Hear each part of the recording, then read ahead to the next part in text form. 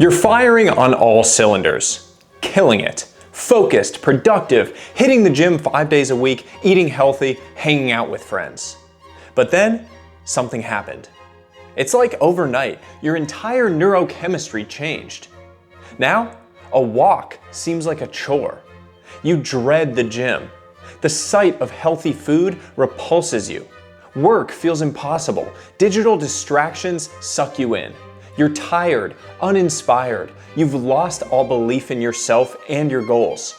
The self-criticism ramps up. You start catastrophizing. The gap between where you are and where you want to be feels unbearable. You're haunted by the sense that you should be doing more. You're in a rut. Most people try to solve their rut by digging deep, searching for motivation. But that's the trap. It's exactly why so many people struggle to pull themselves out. The solution isn't more motivation or inspiration. It's in the doing. So what does that mean? How do you snap out of this? I'm Sahil Bloom, Stanford athlete turned investor, entrepreneur, and New York Times bestselling author. And these are 4 powerful strategies I use to get out of a rut and stay out for good. Strategy 1, stop digging. Here's the truth. When you're in a rut, you're often digging yourself deeper without realizing it. It feels like you're stuck, but it's your own actions or lack of actions that are keeping you there. The 2 most common ways we dig ourselves deeper. 1, negativity. It's easy to be hard on yourself when you're stuck. You start thinking, I'm not motivated enough, I failed again. The problem is that negativity reinforces itself. It becomes a self-fulfilling prophecy. You keep finding evidence of your failures, which only digs you deeper. And here's where it gets dangerous. This mindset locks you in. You become paralyzed by self-doubt, and it's almost impossible to break free. And 2, exhaustion. Ambitious people often think they can break through a rut by pushing harder. But it's like revving a car stuck in mud. The more you push, the deeper you get. We've been conditioned to think rest is bad. Lost productivity, wasted time, missed opportunities. But pushing harder is not the answer. More talk on rest coming soon. But the first step? Stop digging. Take rest.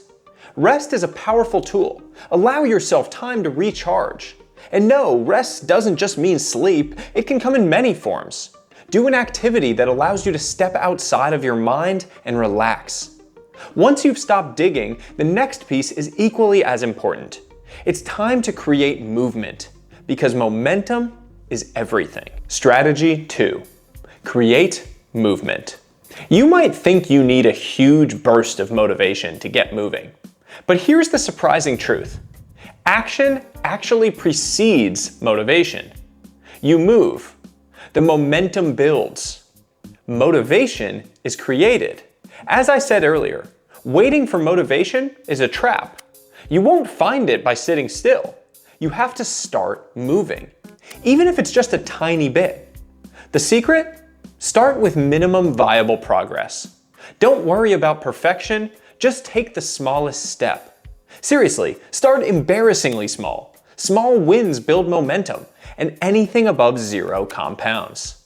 For example, if you're trying to get back to working out, forget the 2-hour gym session. Take a 15-minute walk outside. If you need to do focused work, don't aim for 4 hours of deep work. Just focus on one small task for 15 minutes. Oh, and if you want to make this even easier, take this action in the morning. Willpower fades as the day goes on, so stack the deck in your favor. Do the hard thing first thing in the morning. Now that you've stopped digging and taken a tiny action, the next step, if implemented fiercely, will change your life forever. Strategy 3, upgrade your mindset. If you understand the power of compounding, you'll realize that results might seem invisible until suddenly they're all there at once. Albert Einstein called compounding the 8th wonder of the world for a reason. But let me ask you this. How many people live by this principle? How many are willing to show up every single day, even for just a minute? This is where the real change happens. It's not about one big breakthrough, it's about the steady, consistent effort that adds up over time. If you did understand it, you'd show up every day, even just for a minute. The mindset shift? Fire in the act, grace in the amount. To maintain consistency, the secret is a balance. Hold yourself to the fire when it comes to the act, but give yourself grace when it comes to the amount. In other words, do the thing, but don't worry about how much of the thing you do. A single push-up, one sentence, one page, that's the way to keep the streak alive without burning out and falling into a rut. Use my ABC system. Your A goal, crush it. Your B goal, just stay steady. And your C goal, just show up. Next time you don't feel like doing something, do it for just 2 to 3 minutes. That's it. It's not about perfection, it's about showing up consistently so you can reap the benefits of compounding. And if you miss a day, don't try to make up for it and do extra the next day. We've all missed a day. It happens. The worst thing you can do is punish yourself by overcompensating. This only leads to burnout. Instead, just get back to it. Don't dwell on the miss. Now that you've got the mindset and momentum going, let's talk about the secret weapon that'll keep you consistent even on your toughest days. Strategy 4. Harness the power of peer accountability. Looking back at my last 20 years, the one thing that has kept me consistent is peer accountability. Consistency is lonely, growth is lonely, but it doesn't have to be. I've seen this work time and time again in my own life. Having that one person to check in with who holds you accountable makes all the difference. One of the most powerful moments for me was when I started texting my friend "done" every time I finished a book-related task. No tracking, no deep analysis, just someone to witness my commitment.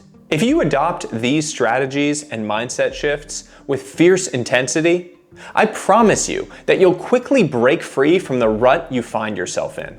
You'll see the path forward. And it's not about waiting for the right moment, it's about creating that moment with tiny, manageable actions. Your future will be one of small wins compounding into bigger successes. You'll see yourself as capable and in control, no longer a passive observer of your own life. The transformation isn't just about getting out of a rut.